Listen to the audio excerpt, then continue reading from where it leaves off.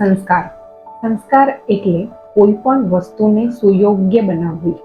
હવે ઉદાહરણ તરીકે જોઈએ તો આપણે જ્યારે રસોઈ કરીએ છીએ અથવા તો રસોઈ બનાવીએ છીએ તે પણ એક પ્રકારનો સંસ્કાર છે.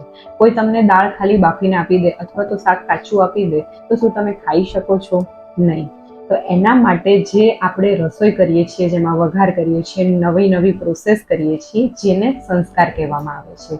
એવી જ રીતે કોઈ પણ નવી વસ્તુનું જ્યારે આપણે નિર્માણ કરવું હોય ત્યારે તેના ઉપર જે સંસ્કાર કરવામાં આવે છે તેમાં જ ગર્ભ સંસ્કાર જે છે તેનો એક પાર્ટ છે.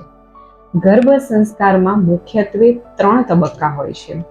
ફર્સ્ટ જે છે એ ગર્ભાધાન સંસ્કાર, એટલે કે બાળક આવ્યા પહેલા માતા પિતા ઉપર કરવામાં આવતા સંસ્કાર, જેમાં માતા પિતાના બીજની શુદ્ધિ, શરીરની શુદ્ધિ અને વિચારોની શુદ્ધિ.